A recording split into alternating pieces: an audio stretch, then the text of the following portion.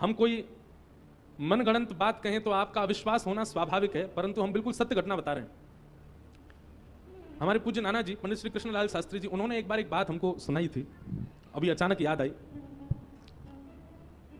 हमारे नाना जी जब अपने समय में थे, युवावस्था में थे, तो आपने गांव के किसी व्यक्ति से कुछ कर्जा लिया, धन लिया। धीमे धीमे वो कर्जा चुका भी दिया, परंतु जिस व्यक्ति से कर्जा लिया उसके चित्त में लोभ आ गया। उसके मन में आया कि कोई लिखा पढ़ी तो है नहीं, कहीं लिखा तो है नहीं कि इन्होंने इतना मांगा, इन्होंने इतना वापस कर दिया, इनसे और मांग लिए जाएं। उस व्यक्ति ने पूरे नगर में ऐसा हल्ला कर दिया कि इन्होंने अभी तक मेरा पैसा वापस लौटाया नहीं है, और मैं हठपूर्वक, मैं जबरदस्ती, मैं कैसे भी करके इस तिथि तक इन्होंने पैसा नहीं दिया तो मैं इनसे हठपूर्वक ले लूंगा। नाना जी सबको बोले भैया मैंने दे दिया है, वो बात हमसे गलती हो गई, हमने कहीं लिखा पढ़ी नहीं करी है।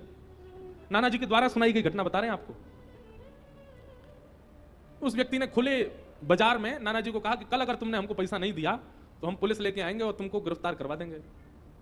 हमारे घर में, नाना जी के घर में सब लोग बड़े विचलित हो गए, बोले अब क्या करें, ये तो कल आ जाएगा, और हटीला व्यक्ति आ ही जाएगा। हमारे नाना जी कहते हैं, वो लाला मैं नारायण कवच को पाठ कर रहे हो, ओम हरिवृत ध्यान मम सर्वरक्षाम नस्तांग्र पद्म पदकेंद्र पृष्ठे दरार चरमाम सिगदेशु चाप पाषाण ददानुष्ट गुणुष्ट बाहु जलेशु माम रक्षत मुत स्मूर्ति। इतना सुंदर है नारायण कवच। बोले मैं नारायण कवच को पाठ कर रहे हो, और वही समय वो कछु सिपाही को लेकर के, कछु हवलदारन को लेकर के घर में आयो, और मैं बीच आंगन में बैठ के संध्या वंदन, गायत्री उपासना और नारायण कवच कर रहा था। मैंने कि फिर? नाना जी कह रहे वास्तव में घर के सब लोग तो मैंने खेत पे भेज दिए, मैंने कि कोई दिक्कत होगी, आप सब चले जाओ, मैं अकेले घर पे बैठो अपनी संध्या वंदन कर रहे हो। वो लाला मैं सांची बता रहा हूं, पूरे घर में घूमते रहे सबरे सिपाही और वो व्यक्ति, वाके सामने बैठा हूं मैं, फिर भी मुझको देख नहीं पा रहे हो। वाकू यूं लग रही है कि ये कृष्णलाल जी गए कहां, बोले जबकि मैं सामने बैठा हूं और मैं नारायण कवच को पाठ करते करते मन में विचार कर रहा हूं कि ये पूरे कमरान में खोज खोज के देख रहा हूं, छत पे जाके देख रहा हूं, नीचे मैं तो यहीं बैठा हूं, ये मुझको उठा के नहीं रहे, और आपस में सब चर्चा कर रहे हैं, ये कृष्णलाल कहां चलोगे हो, ये कृष्णलाल कहां चलोगे हो। और बोले मैं बीच में बैठ के सबको देख रहा हूं। बोले वाह दिन मोकू पहली बार ठाकुर जी ने अनुभव करायो कि ठाकुर जी के भाव में कितनी सामर्थ्य है कि मैं प्रत्यक्ष होते हुए भी उनको अदृश्य दिखाई नहीं दिया उनको।